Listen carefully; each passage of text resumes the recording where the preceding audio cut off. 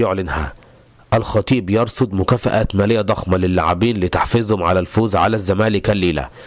طبعا كلنا سامعين الأخبار اللي بتتقال في بعض المواقع عن رصد نادي الزمالك مكافآت مالية ضخمة، سواء من نادي الزمالك نفسه أو من الرئيس الحقيقي لنادي الزمالك ممدوح عباس.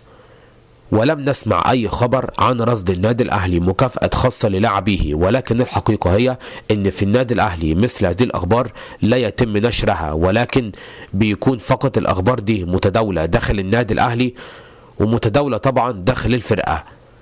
الخطيب بيبلغ مدير الكورة اللي هو دلوقتي خالد بيبو انه يبلغ اللعيبة في التدريب ان الخطيب وإدارة النادي الأهلي راصدين مكافآت مالية ضخمة ليهم من أجل الفوز على الزمالك الليلة. عشان كده الكلام اللي بيتقال دلوقتي داخل النادي الأهلي ان الخطيب راصد مكافآت مالية ضخمة للعيبة من أجل تحفيزهم على الفوز على الزمالك اليوم. ولكن طبعا كعادة النادي الأهلي دون الإعلان عن مثل هذه الأمور في وسائل الإعلام، لأن إدارة النادي الأهلي مش بتحب الشو.